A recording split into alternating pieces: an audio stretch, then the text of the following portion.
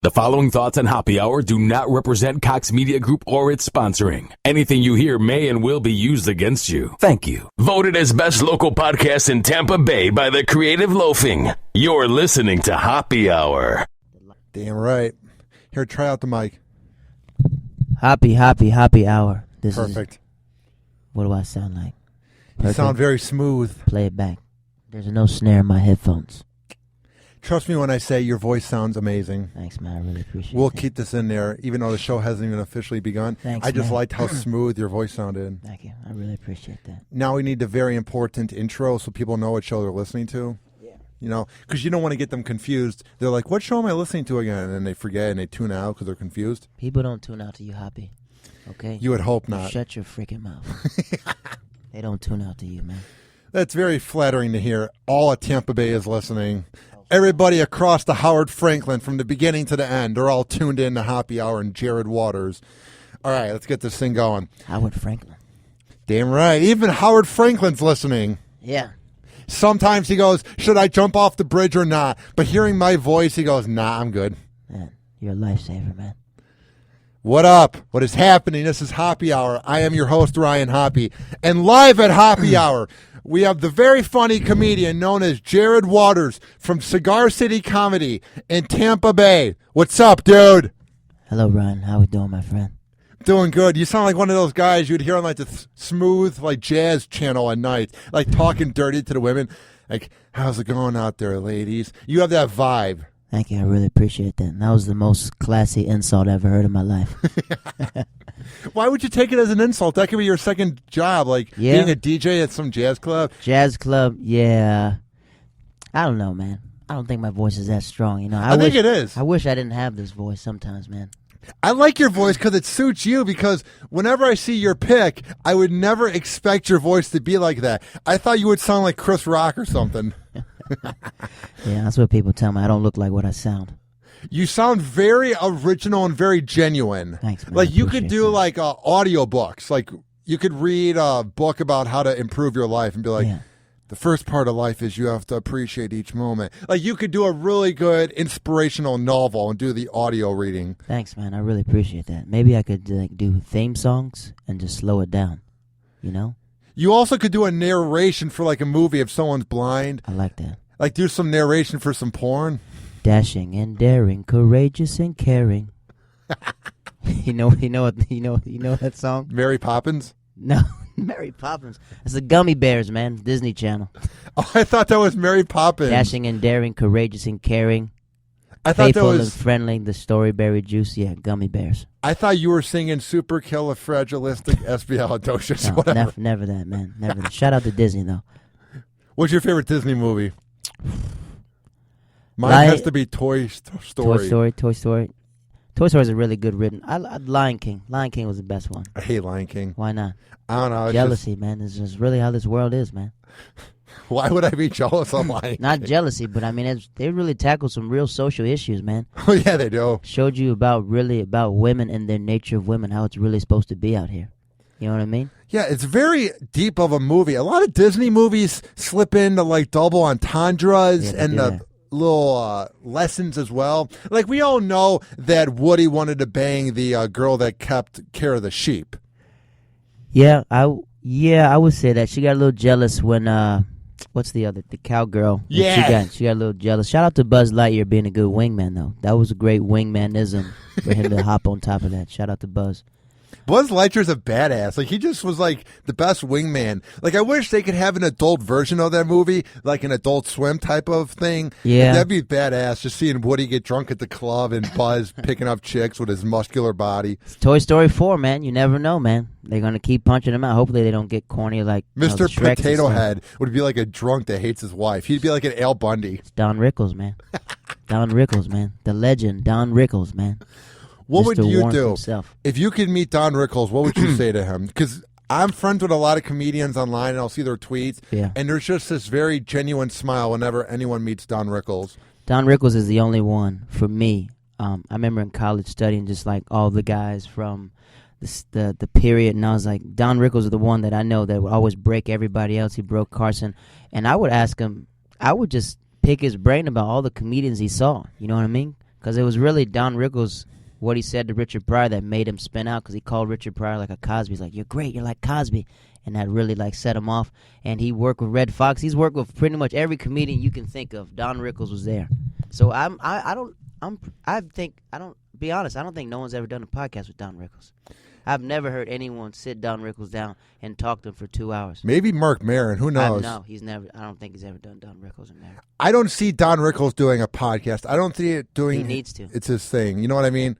No, I think he'd sit down and talk. That might be better for him, because sometimes he doesn't walk on stage. I mean, he doesn't walk on, like, every time you see him on, like, late nights, he's always sitting down. I usually used to walk out and do his little dun-dun-dun. I didn't like the last time he was on Letterman because it was him and Howard's such an outspoken guy that Howard took up the whole discussion, and I thought that was a little self-centered of Howard. Like, it just didn't make sense to have two edgy guys and then Letterman. I just didn't think it was the best send-off. I thought Don Rickles was such a special guest on The Late Show that you should have just kind of given him his own slot. That whole week was weird of Letterman. I feel like they could have done more than just 1 week of goodbyes. Yeah, they could have did a whole year worth of goodbyes or whatever. It's crazy they left, but sometimes you got to. Have you been able to watch Colbert at all? Yeah, I like Colbert. I like how Colbert is, he has more organic interviews. I like how he's really asking questions. Even though he has questions there, it's more like it's organic. He's not lobbing somebody up to be, he doesn't make people look good. He lets people be who they are.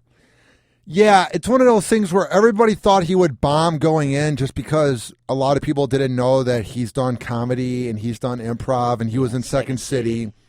Yeah, I mean, everybody said that his character was just a character on Comedy Central and that he has another side, and I think we're seeing that. I haven't watched much of Colbert, but he seems very genuine and very intelligent. He's very smart. You can tell by his conversations that he has with a lot of the guests, and you can tell that he's engaged, and he's not really, I think, probably they set up for a little punchline tag for some of the comments, but some of them he just literally having like genuine conversation with him.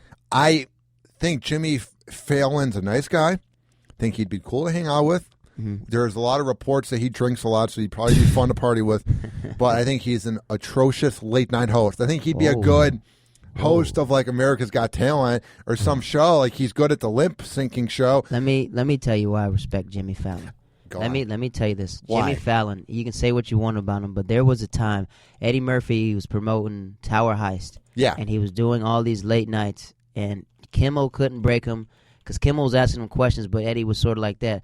But Jimmy Fallon was doing the late show, and he sits Eddie Murphy down. Eddie's he's a little like a hermit crab a little bit. You got to get him out of his shell. And Jimmy takes out a picture of this old SNL photo, and Eddie Murphy just breaks and starts going into impressions and starts making a great interview. And Jimmy Fallon was just whatever he did, he's like, we got the SNL background, and he just connected that, and he broke Eddie Murphy. Maybe that's the one good interview he did. He does a lot of good cookie-cutter interviews. They're safe. I'm not saying I want to ask them about, like, their sex life, but Jimmy Kimmel kind of gets a little more interesting. And even Letterman and Leno weren't that good. To me, Kimmel's the only late-night host that really digs in. You know what I mean? Yeah, I like Kimmel's writers. I don't think he was a radio guy starting out first, right? He was, yeah. He did radio. I heard some of his podcasts. Yeah, I like Kimmel. I like how Kimmel asks questions, and I like Kimmel's his twisted humor. But I mean, I guess I was listening to one of the podcasts. Fallon just wants to be. He's not a mean guy. He wants to make the people look good, so he come up there to have fun. So if you want to have fun, good. But if you want to leave a message, you might want to go to the other. It was a brilliant hire by NBC because you had to have Leach. And I like Jay Leno. I grew up watching him. But you had to have Leach that had a bad reputation for everything that went down with Conan. And just all the rumors about Jay and just in the past. So it made sense that you bring in the happy-go-lucky guy to bring in ratings. And I don't think late night TV does that well just because people our age don't really watch it. You're a smart guy. You're different. But most people in their 20s aren't watching CBS, ABC, or NBC at night. They stream. They just look at it the next night or something like that, go on Hulu, look it back at it later. the interviews. I think Fallon, he has good bits, like good. That's the thing. He's not a late night talk show host. He runs a circus. He does great bits. He had that whole wacky thing when he had Brian Williams rapping, but his interviews and his content with him is not funny. He relies on everybody else to be goofy. That's what I don't like about him, dude. Is it's just a circus. He's a good circus leader. He's a ringleader. Yeah, well, hopefully. You feel me? I'm not going to agree on that. Hopefully I do the Fallon Tonight Show. So. But I can understand your opinion. I can understand how you feel that type of way. But I guess that's probably his personality. His personality is a happy-go-lucky guy, happy-go guy. That's what he wants to show. He wants his show to be like that. The most underrated guy of all time was Craig Ferguson. What he did was wrote brilliant. He wrote his own monologues, right? Dude, people thought it was just weird because he had the puppets and he was unconventional. What he did was brilliant. And the guy they have in now is atrocious because they tried to go with someone else who's from Europe. He I haven't really checked out most of his stuff. Oh, it's horrible. But I saw this thing, Stevie Wonder. I've seen some of his sketches. But I thirst knowledge. I mean, so I liked it when Letterman would just take off the cards and Letterman would just how you could literally break Letterman and how. Like when Tracy Morgan would come, he'd just be like breaking Letterman. I was like, this can't be scripted. This can't be scripted, what Letterman's saying. Or when he broke Phoenix, was it Phoenix Joaquin? That was fake. Yeah, it was fake. But it made everyone talk about Joaquin Phoenix because no one cares about him anymore. I don't think Letterman knew about it. Yeah, come on, dude. He knew about Andy Kaufman too. I mean, he's a good interviewer. What'd you think of Leno? Well, after reading that book, I think Leno is a shark. You know what I mean? Like I get, hiding in the closet. If you really want something, you're going to come from desperate measures to do it. So, yeah, he took it from Letterman, and I think he changed all the late night.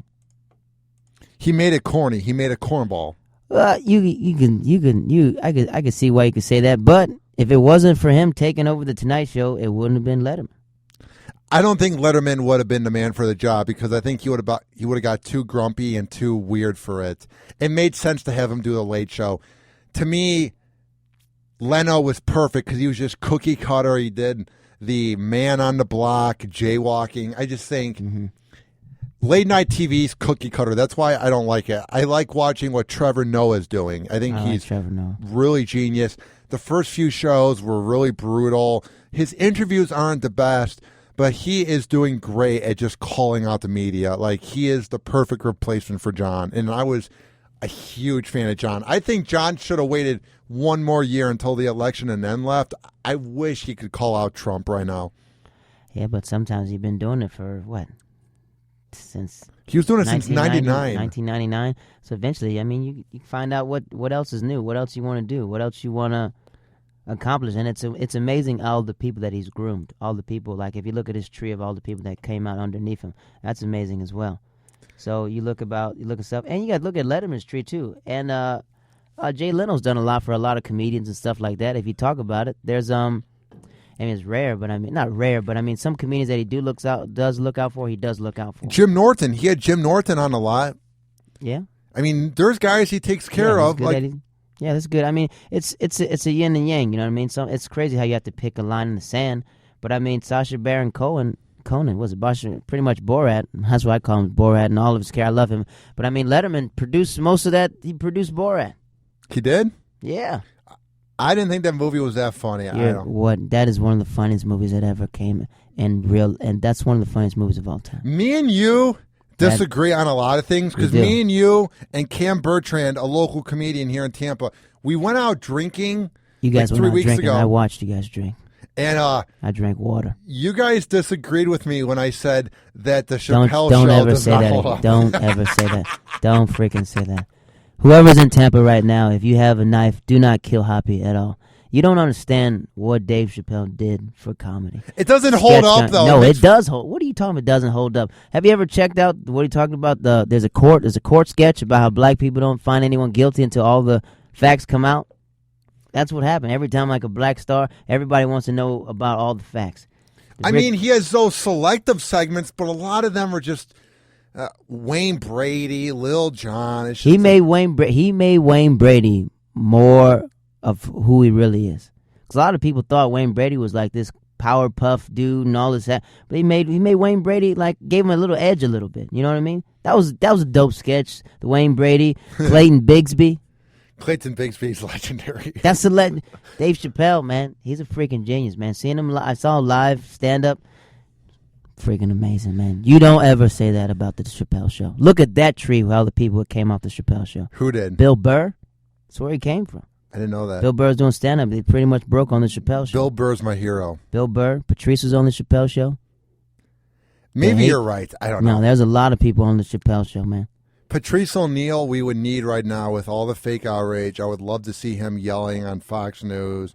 Yeah. He's a guy that is so underappreciated. If you're into comedy or if you liked the Opie and Anthony show, you know who Patrice is. But he is such a guy that is so underappreciated for everything he did. Patrice O'Neal's a legend. He is, and I think it's I don't my personal opinion is just like sort of like it just when it started to click for him, it was over. Yeah, like right when he was about to explode, he had the good special. He was killing it on Opie and Anthony. He figured it out. That's what all the podcasts I've listened to. I'm a big fan of just like the time he did figure it out, he died. You know? He's one of the guys, him, Mitch Hedberg, when they figured it out, they died. Yeah, that's who was the guy that was the host of Last Comic? Who was the guy? Greg Giraldo. Greg Giraldo. Okay, yeah, Greg Giraldo. Yeah, he was a host of. Yeah. Greg Giraldo, one of the boys. Yeah. Greg Giraldo's another guy. Great stuff on Tough Crowd. Great freaking stuff. Right when he was figuring it out, he died. And Tough Crowd, by the way, is a great show. It's so underappreciated. You can still watch it now. Sometimes I just go on YouTube and watch it, and it's amazing that people just agreeing and being funny at the same time. Dave Attell, legend. Colin Quinn, legend. Colin Quinn on Twitter is great. He just trolls people and they don't get it. It reminds me sort of like Colin Quinn reminds me of like the Godfather. You know what I mean? So many people look at that tree. Tough Crowd gave so many comedians like credits and stuff like that, like bringing them on the show and stuff like that. Open panel. That's probably like the first open panel that. Yeah, maybe that was like the first comedian open panel like as a show. Dave Attell is just so incredibly underrated. I saw something online on IMDb that I thought was brilliant about Dave Attell. He's very successful. He's done great. He's a household name if you're into comedy. But the reason he isn't bigger is because of his looks. And I thought that was a decent thing. It's just because he's scruffy looking. I'm not saying that looks is about comedy, but he just kind of has that scruffy look. I'm a huge fan of Dave Attell. He's one of my favorites. Good in Trainwreck. Yeah, he was.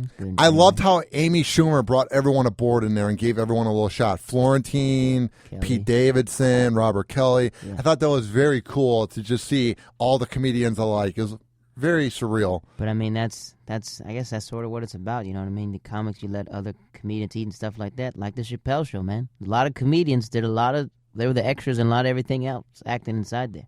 So when you get that platform, you open it up. Chris Rock show, he broke Wanda Sykes. I mean, it's pretty much. Who are some comedians that have had your back over the years? There's plenty of radio guys that have always kind of defended me and have had my back and been my mentors. Who are some guys for you? Like, what do you mean, like, have my back? Like, who are some guys that have given you good advice during up times when you're at the top of the mountain and during times? Top of the mountain. I could say, I don't know if he's, I haven't heard from him in a long time, but when I was really, really young in college, one of my friends, I don't know if his sister was sleeping with this comic, but his name was John Lasser. He won Stand Up for Diversity, and I guess he got like a holding deal. And at the time, something went wrong, and he didn't get it, and he didn't even know me. And he goes, "Hey," I was like, "Yeah, I go to college. Can I come out and do your thing?" He's like, "What shows have you done?" I was like, I mean, I pretty much just host, get up whenever I can. There's no really scene. He goes, "All right," and he did it. And after that, they ribbed me for like hours about the jokes and friggin' effing me. Are you serious? No, it was a whole bunch of people. Yeah, they all F with me. It was all fun and games. I played sports before. Everyone's going to F with you and stuff like that. Yeah, a lot of people that want to get into entertainment, if it's acting, music, comedy, radio, whatever, performance, they don't get that there's a little bit of hazing that begins and that you have to deal with that. Sometimes it's a little more harsher and it becomes a frat environment, but you have to show people how bad you want it and how passionate you are by fighting through the adversity. Most of the time it's just fun and games. If someone's F with me, they're F with me. I got thick skin. You could say anything about me. I don't really give an F. But it was, I don't know, I don't say a comedian has ever had my back, because I don't think I've ever been through something where they had to pull me out. But I mean, I've had comedians vouch for me. That was nice. Had so yeah, that's what he did. After that, after I did it, it was an okay set. It wasn't that, and they took the time to talk to me for like an hour. Who are some guys that have given you great advice? Who are some guys you've opened up for that it was just so surreal? Surreal. I appreciate opening up for Bobby Kelly. Bobby Kelly was probably the most genuine people I've met before. Yeah, I met him here when he came by the Mike Calta show. He's just so sweet and genuine. Like, Nice he's guy. just so nice. Nice guy. I mean, tweeting out to his fans. He didn't have to do that. Super nice guy. Roy Wood Jr. I met him too. He's, did a once guest again, set for him, sweet and he genuine. He's just so nice. stood afterwards and talked to me about my jokes and stuff like that. So sometimes it's just you meet genuine people, and it's like, wow. It's weird when you meet people that are so nice, that are successful like that. It's like, why can't everybody be like that? Like, at the end of the day, it doesn't matter if you're the most famous comedian or a very popular radio host. I don't like when it gets to people's heads, because we need to remember that just because someone makes, let's say, $10 million a year, or their net worth is that, Right. they're lucky that they have that. And when I get there, because I really want to get to that point, I'm never going to let it get to my head, and I will always help out anybody. And I see that with you too, is you need to remember where you come from and always be humble. Yeah, I mean, sometimes just having a subservient heart, you know what I mean? It's just whatever you put out there, that thing's going to come back to you. So that's what it's. I forgot what verse is it. I mean, shoot, I don't even. Is it know. from the Bible? Yeah, that's what I quote. That's Oh, my source. God. You quote the Bible? That's my source, man. Do you That's my source. Do you go to church every Sunday? I do, yeah. I do. Get out. Yeah, man. Sometimes, I mean, I could see. I don't really see why, but sometimes you have to have something to believe in. You can say whatever you want. You gotta have something that you believe in. And if you don't believe in God, I understand that. But what happens? What happens when what do you do when you're really sick? What happens? We say, I'm keeping you in my prayer. He doesn't pray. Yes. I say I give out good vibes, or I'm thinking of you. I never say you're in my thoughts and prayers. It's a lie. You might be in my thoughts, but the only time I pray is if, like, let's say something really bad's going to happen. Well, who are you praying to if you don't believe in God? I say I'm praying to God just for the hell of it, but I haven't gone to church in 4 years. I don't go to Christmas Mass. Right, but I'm saying this. Church, Jesus didn't say go to church. Jesus said go out. He said go out and spread the gospel. He didn't say start churches and start religions and everything else. I was born Roman Catholic, and that's just kind of ruined everything for me, because my parents forced it down my throat. Church can't mess up your religious beliefs. I believe that, but sometimes it's just about your own relationship with God. Just because you go to church don't mean you can't have a relationship with God. I just don't think he's real. I just think it's a comfort zone where people want to believe there's an afterlife, and people want to believe there's something to life, so they just kind of cling to things because you're in a church with everyone else that believes it, so you feel the passion. I'm not ripping the passion of religious people. They are some of the most passionate and sweet people ever. Like, my mom genuinely believes that God is real. My dad did genuinely believe God is real. My family does. It's just, when you believe in something, it's cool to be passionate. I believe that you believe it. I just don't believe that it's real. This is how I see Christianity. Christianity is my struggle with Christianity is what I deal with is that it's hard selling God to people. It really is, because people can't wrap their minds around someone being out there, a greater, all-knowing being. You know what I mean? And pretty much, it's just like it's hard. We in this faith, everybody wants to see the wonders of God. We want to see signs of God. We want everything black and white. We want to know. We just want to like it. But pretty much, it's based off faith now. Christianity is based off faith. I can't tell you what I've seen, but I can tell you how I feel. That's what I hate too. It's faith. Faith is believing in what's not seen. It's hard to wrap your mind around it, but sometimes you can feel. I can feel God is. I don't know. I've never had him talk to me. I don't think he's speaking to me, but sometimes I get a feeling. You know. Here's my thing: is my friend is going crazy. I think he was a basketball player in high school, and he calls me probably 6 weeks ago now, and he's saying, "I saw God. He was there for me." And he was talking about it for an hour and a half, and I think he's sort of suicidal. but he's not going to do it. He's just in a weird place in life because he's about to graduate college and he doesn't know what he wants to do with his life. And he swears to God that he saw God and that he spoke to him. And it's just seeing God. I mean, maybe he saw something. I mean, maybe he had that type of experience. I know a lot of people that talk to God and have God speak to them, but I don't think there's anyone that's actually seen. But here's my thing: you have a thing where your brain thinks you're seeing something. That's what I'm saying. Is maybe it's a trip where your mind shows you something. Like what scares me the most is people say when they're about to die, and let's say they die for 5 minutes, that they see their life flashing before their eyes. And that they saw heaven. That's the serotonin in your brain and your eyes going crazy, thinking you see something. But then there was a guy that went to my gym who used to be in a gang, and he was shot, and he died. And he said when he woke up, they said you died for 10 minutes, and it was just like he was sleeping. That's kind of what made me think that nothing's out there. Is he didn't see God. I mean, you never know what someone's going through. You know what I mean? Maybe you feel like that's what's inside of his brain. But if someone died and they had that experience of God, I'm pretty sure their life has been changed. I just think it ends when we die, and that's just why I don't go to church. That's interesting. I respect your opinion. I respect that belief. But with me, it's a feeling. For me, I feel it. You know what I mean? I can feel that God is real. I feel like what happens in my life and all the blessings that I've got there's no other way. By God, that I'm not dead by some of the stuff that I've done or anything else. It's by God. What have you done that would cause you to die? I lived a wild life before. Oh, what did you do, Jared? Been a wild life. I've been in a Japanese prison before. What'd you do? Been in a Japanese prison before. What did you do? I was in Japan, Tokyo, and it was one of some of my friends' bright idea to. They robbed a store. And I was like, I wasn't going to steal, but they stole from the store. And they said, since you're the fastest one, J-Rad, is that you hold all the wallets and all our IDs, so if anyone gets caught, they won't catch you. So they robbed the store, and I'm in there just distracting the guy, playing on the DJ equipment, and they're literally taking stuff and taking shirts. It was a lot of stuff they took. Then they went to the alley and started arguing about shirts, and next you know, the cop rode by on his bike, and they dropped a shirt, and everyone scattered. And one of my friends was about to get caught, so I fell in front of him, so they took me down. And I had everyone's ID. So I just had to I don't know where these IDs come from. I don't know these people. So I'm sitting there in this Japanese prison.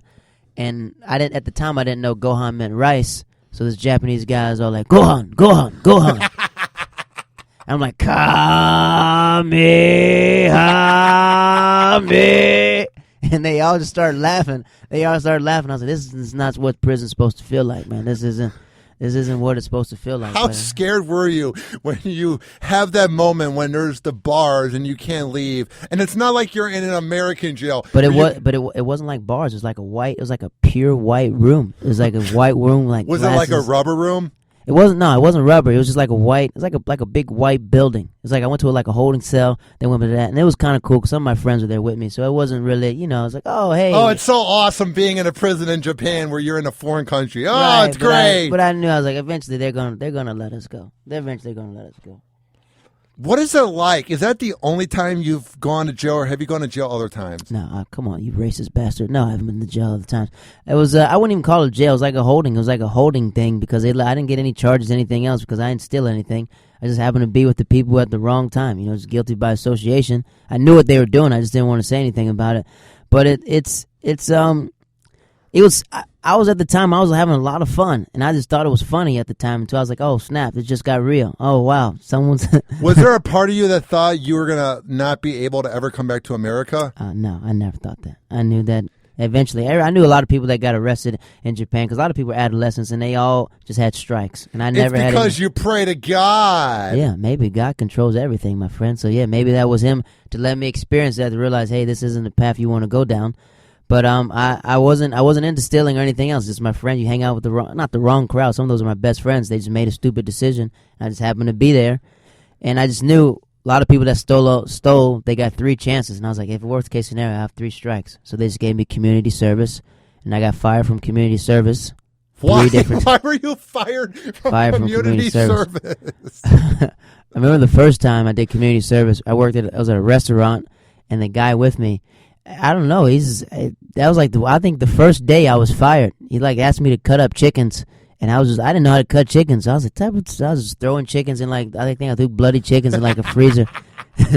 So they go to the guy and like, hey, we're firing from community service because I was too young at the time. Too young at the time to do like a they had like summer hires. I couldn't do it. I was too young at the time. So everyone else went back to the summer hire job. So I did community service, and they sent me to a commissary where I had to work back there, like pretty much like a Walmart, like a military Walmart. And I did that, and the guy asked me to cut up some watermelons, and he goes, if you see any bad ones, throw them away. I don't know anything about watermelons because my family's from the South, but I never cut up watermelons. So I opened them. I was like, these things look bad. They had all these like seeds and stuff in it, like orange stuff. And they're like, no, those are good ones. It was too late. I already threw like 15 watermelons away. Because I was cutting them up, and some of my friends worked there, so we were just having a good time stocking stuff. Then the guys like came in there and chewed me out. And he goes, it's crazy you're getting fired from community service. I said, look, man, it's freaking over. He just like, he canceled all my hours. Just like, just go home. Would you say that was a learning experience for you, cutting up watermelons?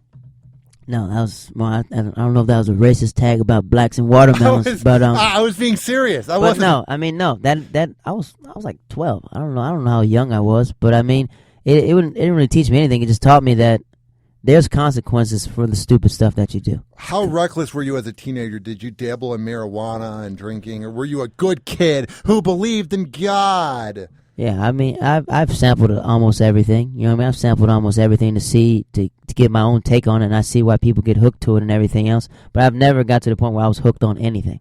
Anything. Did you ever do like ecstasy or coke? Yeah, I've done pretty much. I didn't. I remember the Netherlands, and I went to a phone party, and when you go to the Netherlands at a phone party, they would give you these little candies when you walk in.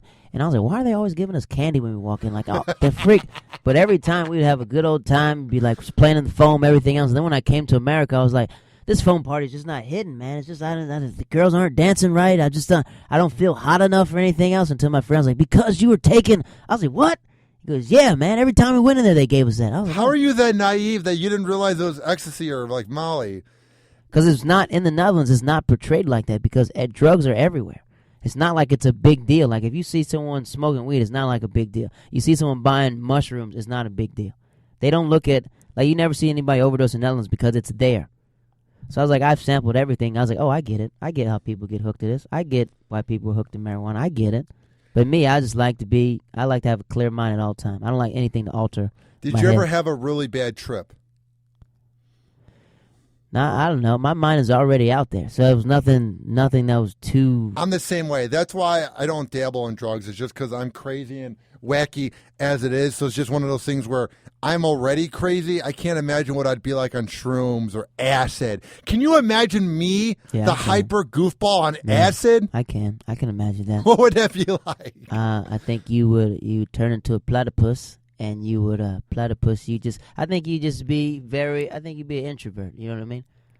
That's what I don't like. You'd be an introvert. I think whatever you are now, I think you'd be the opposite. You'd be quiet, kind of a little twitchy a little bit, but I don't think you'd be like very crazy. I think I would be scared where people say when you're on shrooms or acid or any of those weird drugs, the time either goes by real fast or it goes really, really slow. And I think it'd be like where it feels like it's been hours and it's just been 30 seconds. I think I'd be under that type of a trip where time doesn't matter and I'm going crazy. Sometimes it's all in your head, man. Sometimes it's all in your head. I remember I was in college and I was at the time, I was like 21, maybe 22. And I got a brand new roommate. He was 18, fresh out of high school, 18. He knew a lot of people in the city, and this dude was like partying every night. And I was like, God dang, man, I got to work in the morning. I can't be freaking partying. And he goes, hey, man, let's start throwing parties here. And I was like, yeah, all right, let's throw parties here. So we invited people out. We charged $5 to get in. The first time we did the party, I was old enough, so I bought the alcohol, which wasn't a good thing, but I bought it, and then he sold stuff. And I kept money. He was like, he gave me the money. He gave me $40 back, and they made like $400 that night. He gave me $40, and he gave $400 for himself. He didn't know that I took $200 of it because I was making the drinks, and I was passing them out, so I kept $200 in the microwave. But I was just, at the time, I was like, he's like, we ran out of alcohol. What are we going to do? And I literally just gave people Sunny D, and people were getting drunk off Sunny D. It was all in their head. Yo, this new yellow stuff. Oh, dude, the yellow drink. Yo, whatever you put in the yellow drink was something. I just put like my allergy pills inside there. Put like Claritin. So and stuff. it was a placebo effect. Yeah, it's just like sometimes if you're around other people and they're feeling that way, you're naturally going to feel that way. Happened to me once. When I was a freshman in high school, I got pranked where they gave me beer that had no alcohol in there, so they had me chug it, and they're like, Hoppy, how drunk are you? And I freaked out where I took off my shirt, and I'm like, the sky is waving at me, and I thought I was drunk, and I was on. Yeah, it's all in your head. And I was running around That's freaking out. That's who you are as a person. That's you. That's the Hoppy we all know right there. The one that that's who you want to be, man. Be free, my brother. Be free. That's who you want to be. You want to take your shirt off? Effing take your shirt off, man. I'll do it right now. Do it. Like, don't do that. Don't. It was one of those things, though. Right when they told me that it wasn't actually real beer, and they go, "You're not drunk," I was like, "Oh, this is embarrassing." A lot of people do that. A lot of people can take one drink and they could be complete. But I've met people that have really been strung out alcoholics, and they can have the smell of alcohol, and they can go right into it. It's in your mind, man. The brain controls a lot of everything. When did you have an epiphany when you're like, this isn't for me anymore? Because you seem like a guy who has changed, who doesn't do party drugs and drink anymore, unless I've never been into like I don't like the taste of alcohol. You know what I mean? Like I was at parties and I was like, oh, I get it. Everyone's drinking. People get kind of offended when you turn down alcohol. They're just like, what? Just freaking take it. I was like, yeah, all right. All right, man, calm down, man. Okay, yeah. It's just a drink. Yeah, and taking. Some people think, and sometimes I've talked to some women where they thought I was intoxicated, and it's imagine what people talk to you when they think you're drunk and they think they can say it. And I was like, the only thing I do is pretend. That's when the real person comes out. Yeah, that's what they think. I was like, no, this is who I am. When I'm turned up and I'm feeling good, I am a lovey-dovey guy. If we were to go out and have a fun night tonight, I'd be like, Jared, you're awesome, you're smart, you're fun to be around. I would be all huggy, dude. Which is very accurate. It's very accurate. I don't have to drink or smoke or have a good time. I'm a life of the party without all that stuff. I can have a really good time, and I just like being sober-minded at all time. So I was never strung out or everything, but I've sampled almost everything to understand. Tell my kids. Heroin? Yeah, huh? No, I've never tried heroin. I never met a heroin dealer in my life, and I don't know where to find one at. I've asked a lot of people where to get heroin. They just looked at me crazy. But I would really want to know where people got heroin. Just go down Martin Luther King Drive in St. Pete. Yeah, I don't. There's some people, when I would do pizza delivery, I go, that person's on heroin, without a doubt. I think you can have a good time without all this added substance and stuff like that. You know what I mean? Some people drink. I forgot who said. Maybe Tracy Morgan said people drink to ease the pain of getting turned down. Man, a lot of guys drink so when it's embarrassing to walk up to a female and ask her to dance and she says no. That is the reason why I drink. I never get drunk, man. And we've all gotten drunk. We all get turned up and have fun. But the reason I do it is because it actually does ease my pain, because I'm so used to being rejected by women my whole life that if a girl says no, I'm like, whatever. Yeah, I don't know what that feels like, but I mean... Oh, yeah, because you're such a ladies' man that gets girls whenever you want. So, I mean, that's pretty much accurate as well. But I'm saying...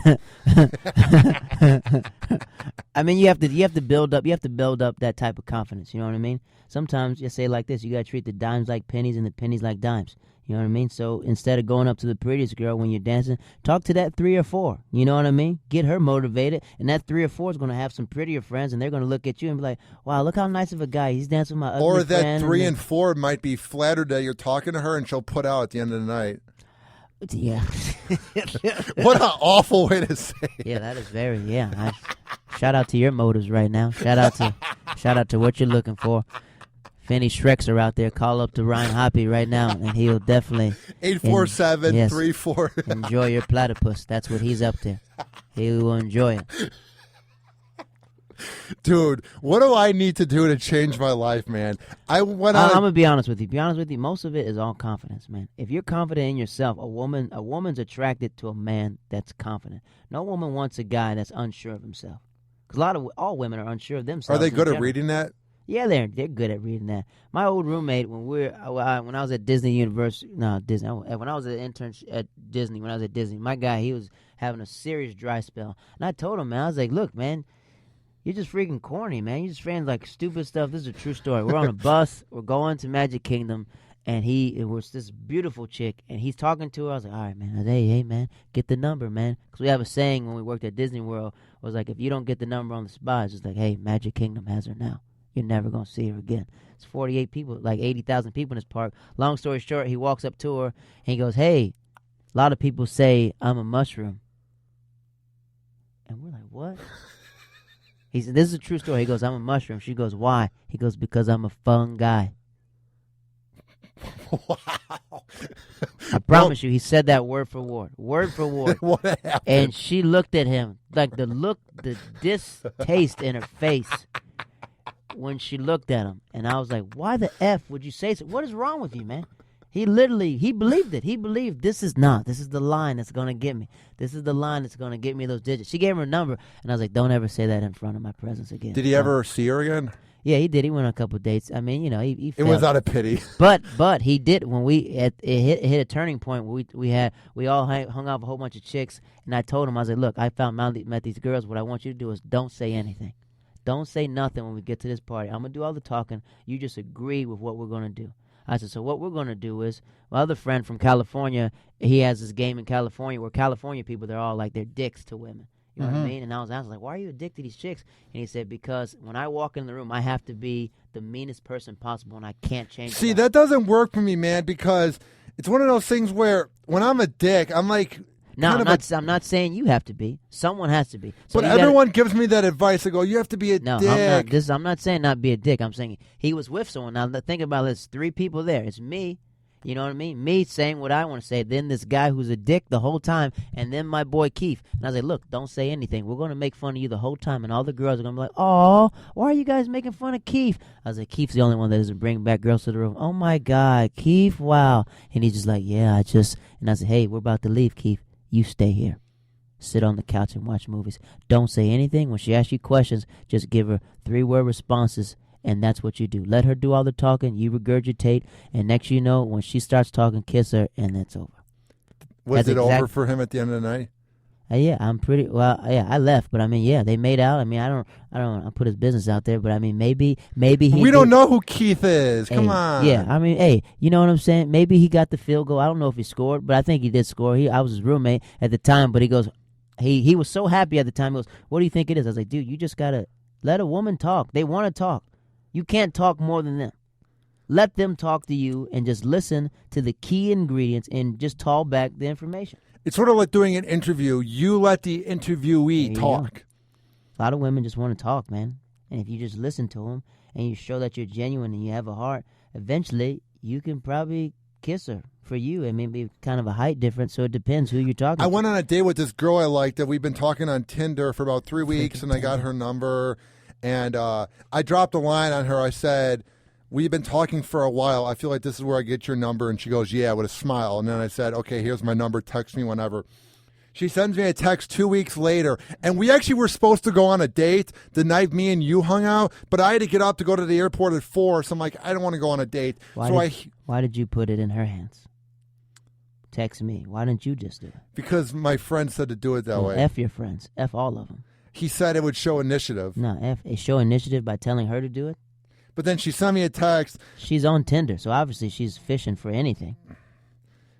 Maybe you got to be the wolf, man. It takes a wolf to kill a wolf, man. Maybe I screwed up. Yeah, you did. But I mean, there's always a second chance to go back out there. But I'm saying sometimes you got to be a shark. You got to set up the opportunity, even though I don't know who I am in the dating world. Because then I let her talk on a date we went on last week, and I haven't heard back from her since. I don't expect to unless she'll hit me up next week. And it's one of those things. Well, she hears this podcast. I'm pretty sure she'll be very interested in you. I'm pretty sure she's like, wow, that guy just put me out that way. But I mean, it's confidence. You got to be confident in yourself. You got to believe in Ryan Hoppe. You know what I mean? I just don't know who I am because you're tall. If Chewbacca shaved his hair, that's you, man. Yeah. No, not F that. I'm the Iron Giant. You are the Jolly Green Giant from those green, those green bean commercials? Yeah. You're the nice Jolly Green Giant, but sometimes you gotta be a wolf, man. You can't train a wolf, man. Yeah, man. It's one of those things where, what is your go-to move? How have you done in the past with the ladies? This is what before me and my lady were inside an intimate relationship that we've been dating for 3 years. Before that, I used to tell all my roommates we used to have a movie. I said, the pinky, if you look at a woman's hand, the pinky is the most delicate finger inside. It feels most of the feeling. If you smash your finger, your pinky is the one that do it. As if you're walking with a chick, don't try to go for the hand. Just hold her pinky. It's this nice, intimate move. And when you hold the pinky, they'll pull the rest of the things. And if she pulls away, you can pretend like you're not even touching her pinky. Yeah. It's such a simplistic point of the finger.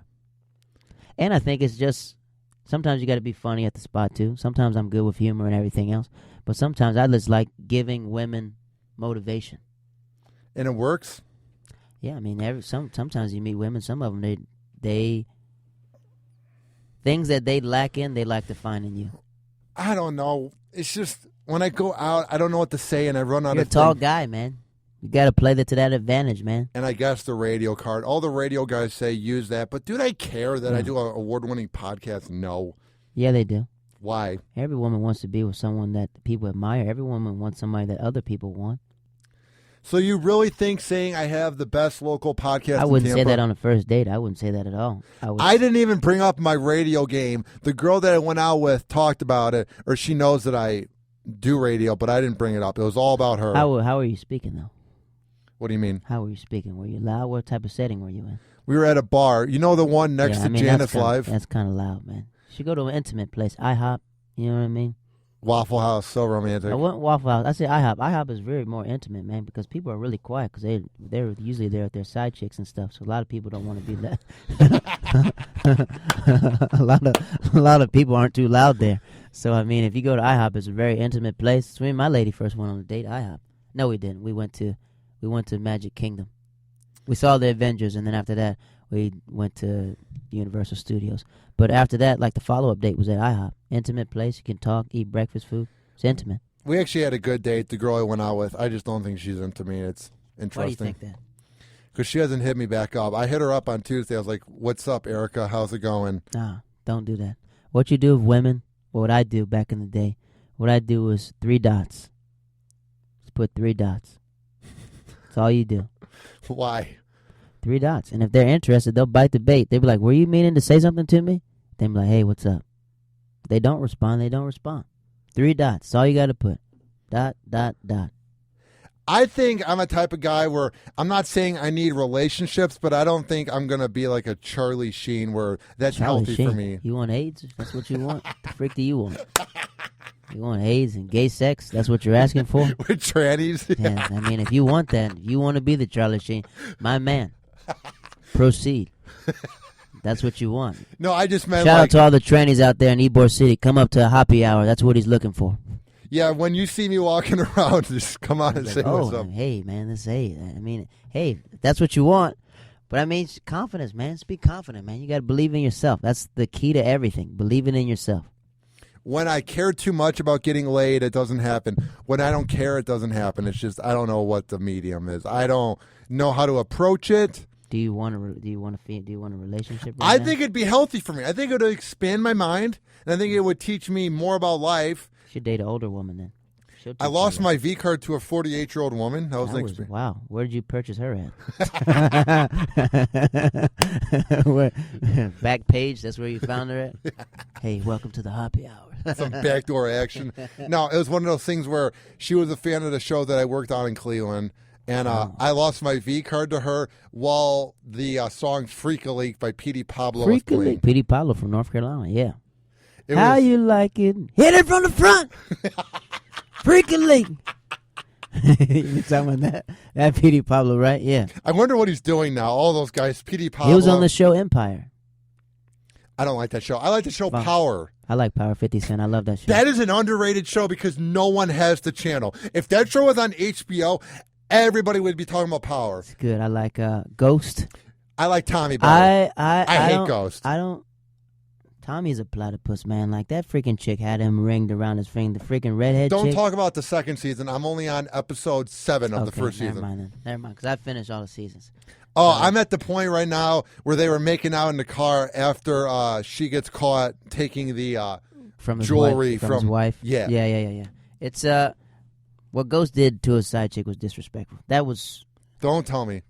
just freaking disrespectful. Oh, freaking lady. That's one of those shows that is so underrated that no one's talking about. Same with Ray Donovan on Showtime. That's another good show. Ray Donovan, yeah, that's a good show.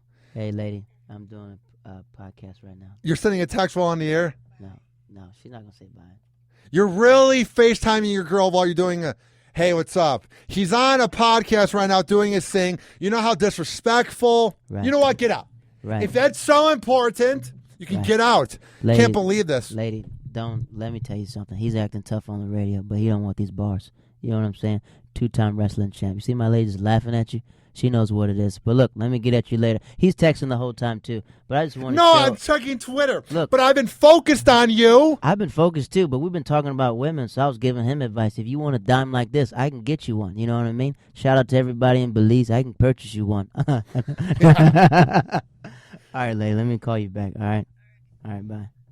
You serious? Yeah. You're really going to FaceTime your girl. She Yeah. couldn't wait because then she'd be intrigued. She'd be like, why isn't he getting back to me? Nah, But no, let me tell you something. you're whipped. Nah. First of all, let's tone that down 3 notches right now, and let's respect who we're talking to. I'm not whipped at all. My lady, we just talking about women. That's why I wanted to show you. I mean, sometimes it's about that 2-way communication. You know what I mean? I don't have to check in with anybody, nobody So then at all. why would you answer it while you're on an award-winning podcast in Tampa? Because I wanted to give you something to talk about on this podcast, so you can tell all your fans what I'm doing. I'm helping you out. I'm giving you bait right now. That's called a lob. Do you know what a lob is? I just No. lobbed it to you. I Jason Kidd you, gave you the alley-oop so you can have something funny to make fun of me. But how are about. we going to connect the FaceTime to the microphone? You got to think ahead, dude. Unless she would give great advice. people don't Would need she it. give great dating advice? Would it make for good radio? Yeah, it would. Because I think adding a girl to the show would be unique. I just don't know. Let me tell you about my lady. My lady's from a third world country. So all the advice you're going to get from her is from pretty much my perspective on life. It's very similar.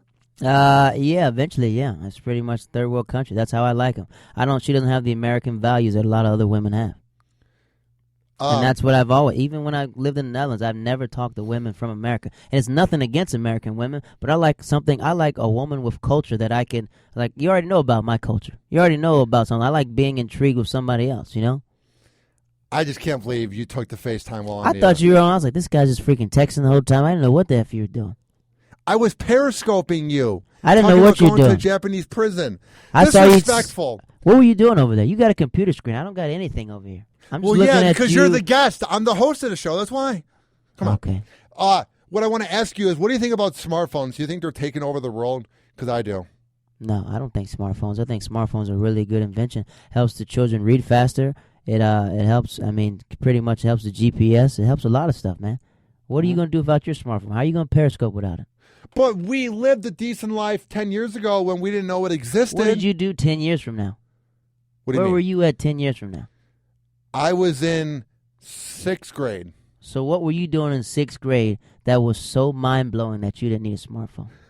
What were you thinking about in 6th grade? Learning algebra. Okay, then. What did But you need a... how old were you then? 16, 17? Yeah, 16, 17. Did you need it? Did I Like, need- did you notice that you needed something? Yeah, I was texting chicks when I was 17 years old. Yeah, I needed it. I got a phone when I was 16. I got a phone when I was 16. My dad bought it for me for my birthday in the Netherlands. I went ice skating and broke it.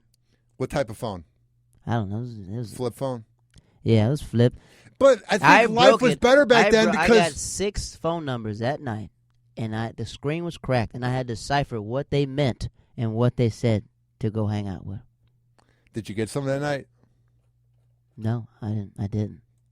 Damn, dude, you dropped the ball. I just think that smartphones, now everyone texts and drives, everyone's always on their phone, everyone has to take the selfie when they're out in public. I just think it's one of those things where we were happier 10 years ago when we didn't have a Facebook or a Twitter. Who was we? Who was this we people? The you speak world. of? What world? You speak for the world?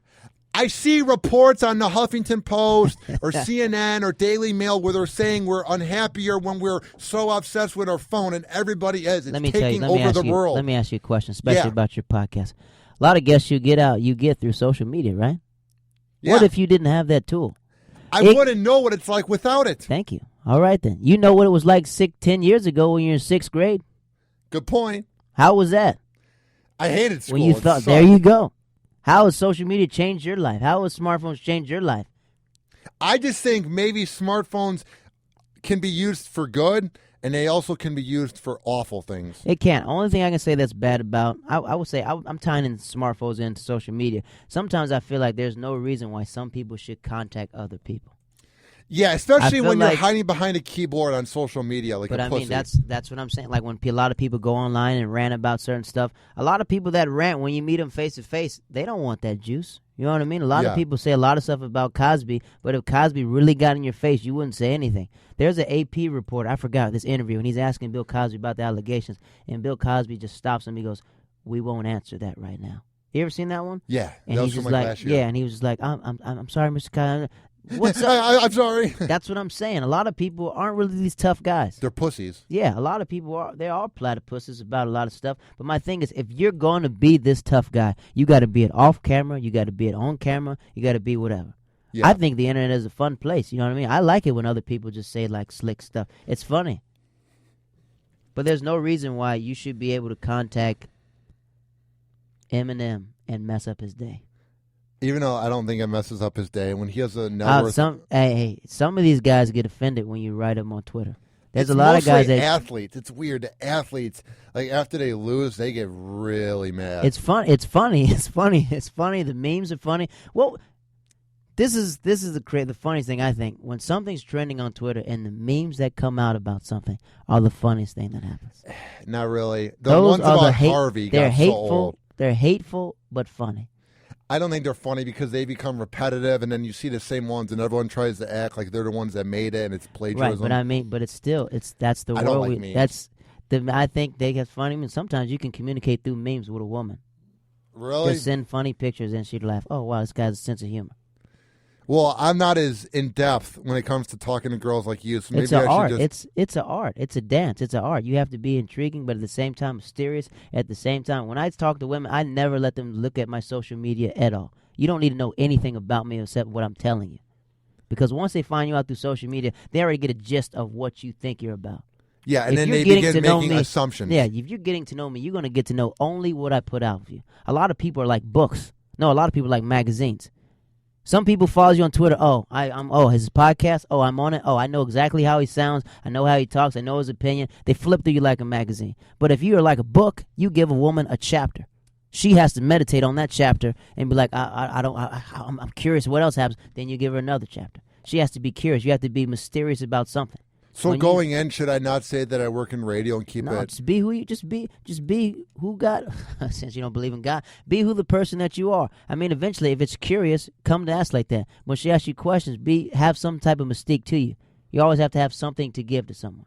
You can't give everything out at one time and be like, oh my God, I can't take all this. Oh wow, you got to intrigue them. Intrigue them. Be intriguing. Being mysterious. That's the art that's gone right now. The art of a person is gone. Not knowing where it is being mysterious. Yeah, man, you could write some books about this. I think you'd be a good inspirational speaker. I think you could go up there and inspire a lot of people. A lot of guys, man, just need motivation, especially fat guys. If you're a fat guys don't lose women, man.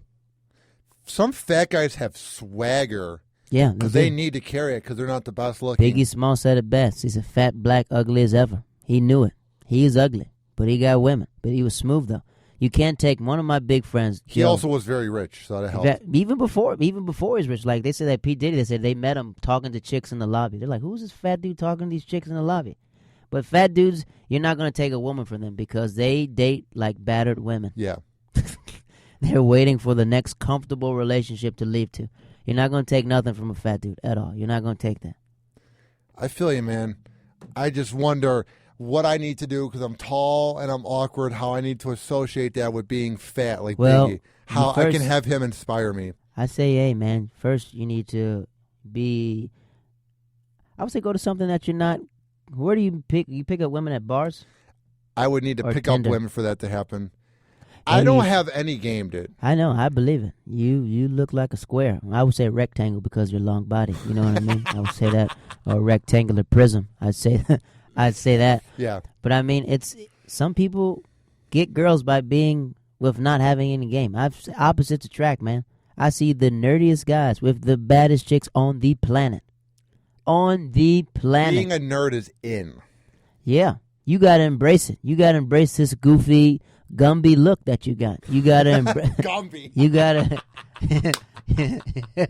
you got to embrace it, man. I do embrace it. I just think girls are so selective and so into looks now that I don't have a chance. Sometimes it's hard just being quiet, you know what I mean? Sometimes you got to let a woman talk. If you just learn how to just let them talk a little bit and say less is more. Don't say a lot. Just let them talk and be like, my name's Hoppe. Oh, what do you do? I just do a lot of media stuff, help out on the media show. Oh, wow. So what do you do? What do you like to do? I like ask her what her favorite color is. Oh, wow. And then be like, oh, you know what it says about colors? Just be intimate, be intriguing, but at the same time. I suck at flirting. I'm awful. I believe it. I believe all that. But I mean, if that's who you are, there's going to be somebody out there for you. I just want man her to be shouldn't be good-looking. alone. That's it. But I think you should start out with some starter kit women. Start out with a 2 or 3. Starter kit. Start you with a chick that probably got like crooked eye or something like that. Get your confidence up, and then you'll start doing it. And believe me when I say this. Excuse me. Women can tell when a guy hasn't been around women. They can tell if you're goofy or not. They can tell. Then they're good at reading me. They can read me like a Dr. Seuss book. Then. Right, but if you had like 3 fat chicks around you, they would say something like, man, this guy got game, man. Don't matter because when you're around. No, I just want a hot girlfriend, dude. I know that sounds so egotistical. It does, yeah, because you haven't deserved one yet. No, you don't deserve one. You need to start at the rookie level. You need to start developing. I hate hearing that. I do not need to. You need to work on holding the ball, catching fumbles, and then when you get a starter, you'll know how to treat that starter. Because you had a lot of time on the practice squad catching those rebounds. I'm going to die alone. I'm embracing it, whatever. Maybe. I mean, if you do die alone, what you should do, man, you should go to Brazil and you should meet a prostitute there and bring her back. And they make the best wives, man. I should get a Russian male bride. You should get a Brazilian prostitute. And you should take her back here. First, meet up with her, and what I've read about those prostitutes is that they make you feel like you're wanted. They make you feel like you're a husband. She makes you feel. But you have to pay for it. Deep down, I know they don't give 2 shits about me. You should listen to Patrice talk about Brazilian prostitutes, and you'll change your way about prostitutes. Some prostitutes in America, they're like that, but different prostitutes, they make you feel like that. So maybe you should get her, and that's what all these rich old people that come back from war, what do their wives look like? Hot Asian, hot Thailand. I'm not going to say Thai. Hot Vietnamese chicks, everything else. And sometimes they have a subservient attitude. My cousin's in Covasco, and I told him about Europe. I was like, look, man, in Europe, I was like, women are going to be all over you, man. Women are all over black men. He goes, what? I said, because this guy told me when I was living in Europe, he said, like, during the war, they put the black dudes on the front line because they, expected the black dudes to die. But when the European people saw the black dudes, they knew they were free. Yeah. So they showed love to a lot of black men. And some of those women, I've seen literally women cook, clean, and everything else and rub one of my best friend's feet. And she goes, just so you have a good flight. They're subservient. So you need to go over there, go to a chick in a third world country that doesn't have a lot, and you show her a good time. You show her, even though what you have isn't a lot, but to her it's a lot. And then you guys will grow. Do you want to pay for my one-way ticket? I don't think you'll stay. I think you got to bring her back. I think I'll like it so much I'm not going to want to leave. Trust me, you don't want to stay in third world countries. It's nice to visit, but I didn't want to stay there. What's wrong with them? There's nothing wrong with them. I just said your dreams are here. You want to do a Tampa's my dream. Radio station inside Honduras. That'd be weird. I feel like I get kicked off the air after 5 minutes. They would not like my edginess. I don't think they would understand anything you're saying. I don't think they'd understand anything you're saying. And it's like, I don't know, but why is this American having the driest spell possible? That's probably what they're going to think. But I think it's just confidence, man. Confidence is everything. Now, before I let you go, dude, because you've changed the way I look at life. Shout out to that. You've made me open my horizons. I don't know what I'm going to do to pick up chicks, but you've at least given me hope. Where can people find your work? You can find me on Twitter, Dutch Blackfoot. You can find me on YouTube, Dutch Blackfoot. You can find me on Instagram, Dutch Blackfoot. You can find me next weekend, open up for Jim Norton. Nice! At Comedy Club, 14th to the 16th. You'll find me on that. Perfect, dude. How pumped are you to be opening up for an A-list comedian who's on a Sirius XM radio show in the morning? It's good, man. It's good. I appreciate the opportunity. At Side Splitters, I appreciate all that. It's good, man. I just like I'm just a I'm a student of this game. So anybody I could sit with that's set with anybody great, I just want to just pick their ear and pick their brains. Where do you want to be in 5 years? 5 years? I would in 5 years. I like that question. In 5 years, I would want to be able to go to any city and sell out a show and just be a full-time working comedian. And not have a second job. That's how I am with radio. Full-time. I just want to have enough where I can have a nice house, a nice car, and not have to worry about bills. The Bible says, man, the gift of a man will make room All right. for him, man. Thank you for coming on Hoppe We're not Hour. going to talk about any real issues. We're not going to talk about Cosby, man. I saw your rant about Cosby. I wanted to know what you're thinking. What do you think about him? He's a pig. I didn't rant about Cosby. He's guilty. There's not much Why to do you talk think about. he's guilty, man? There's just so much proof, man. It's one of those things where everybody's talking about it, so I don't want to talk about it just because everyone sort of has the same opinion, all like the ones that are going out there. Right. I just don't like the fact that people are saying other words, but I feel like they want to call them the N-word, but they just don't say it. I don't like when people make words and just like... What's the replacement word? Everything that they're saying is a replacement word. A douchebag saying you never liked him, you say you never liked his work. I never liked him. Get that. You never watched it. I never thought the Cosby Show was funny. What? I never liked him on Kids Say the Darndest Things, and I never liked his humor. The one about Noah's Ark. 10 years ago was 2006, correct? Yeah. You were in 6th grade. How would you even get into Cosby? You would never be into Cosby. This show, you would never get into the show at all. I never liked when he was on Nick at Night. I just do not think he's funny. But this is why I'm tying it back to Cosby. If you watch the Dave Chappelle sketch about black people going to court, you will understand why people think this way about him. Once you watch that sketch, first you got to watch the Chappelle Show in general and not say disrespectful things about seen the it. Chappelle. I just think it's overrated. You've never seen the Chappelle Show like I have. But I mean, that's the fact. Even I whatever happened in the 60s and 70s, I think Hugh Hefner needs to be brought up. Hugh Hefner did a lot of Quaaludes as well. And I think he drugged a lot of chicks and did a lot of his things because they were running mates. But I just think that... Do you think they ever did the Eiffel Tower? That's so effed up. The 60s seems like a crazy period. That's why I said if Don Rickles ever sat down, he could probably tell you some crazy stories that he's seen. I think what happened in the 60s and 70s, what Cosby did, but some of the stuff... It's. I just wanted everything to come out, but he's done, man. His life is over. Well, you're guilty of the case he's of like public old. opinion. Well, he's old. His life's over with. Anyway. He was about to have a TV show, NBC TV show. He's about to drop a Netflix special and everything else. But it's a shame now he has to give that knowledge to somebody else, man. What are some Netflix specials you've been checking out? I'll watch Bill Burr over and over. He's just so good. I like the Bill Burr one. Like the Bobby Kelly at the Underground. Actually, what I like Bill Burr's F is for Family. I love that show. That show's amazing. I love F is for Family. Fuck How to Make a Murderer and all that shit people are talking about. Everyone needs to watch F is for Family. That show's genius. That was like a crazy, what the F is wrong? Did you like sniff cocaine and say that? My God, man. You're very excited about this. Yeah.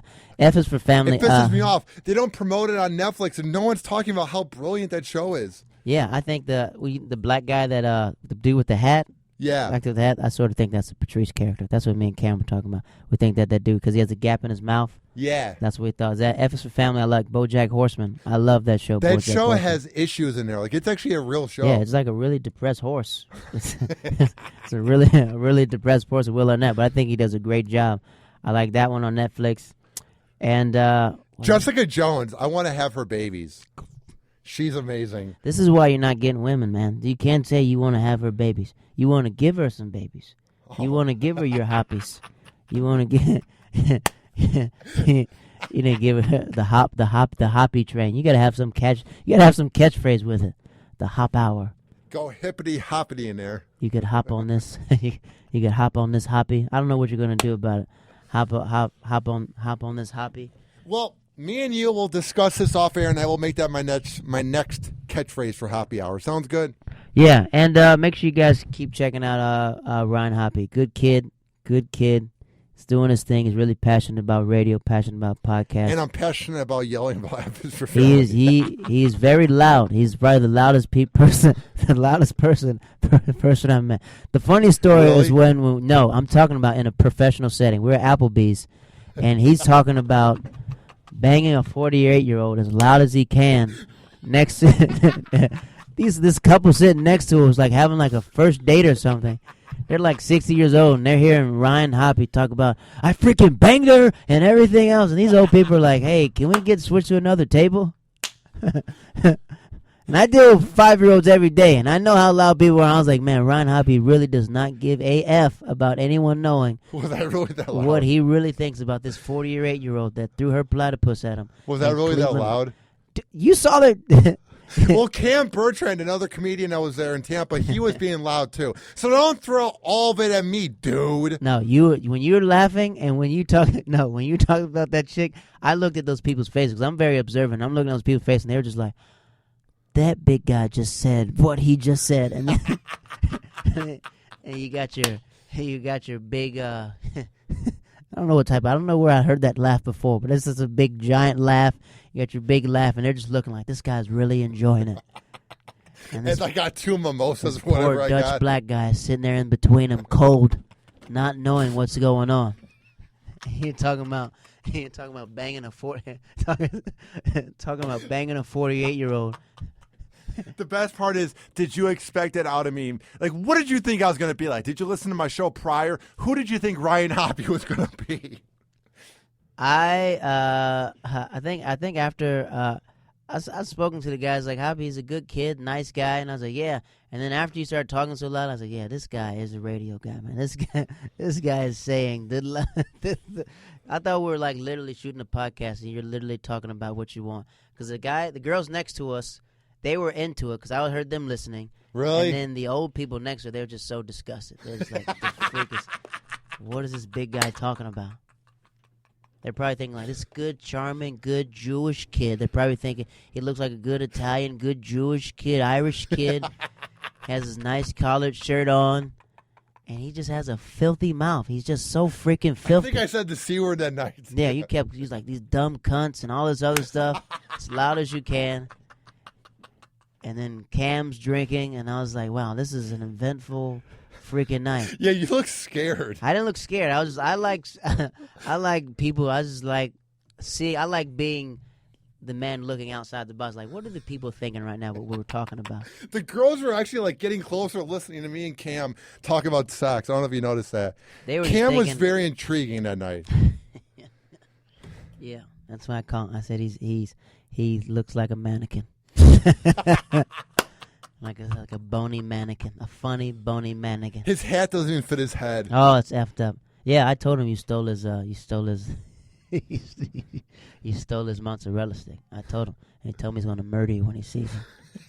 He's coming on the show next week. Actually, he's just like, someone took some of my mozzarella sticks. That's what he said too. I was like, I don't steal, Cam. Yeah, I'm the mooch. You freaking stole it and told me to be quiet like we were sworn to brothers. See, what's that? Are you on your phone now? No, I'm Very just checking professional. Twitter. Yeah, oh, Twitter. Shut up. You can't check Twitter, but I can't check a FaceTime. You were talking to your girl during the show. I'm just glancing at it. 30 I didn't seconds. open up the... He's so loud, right? Like, he's so, like, he's like yelling for real.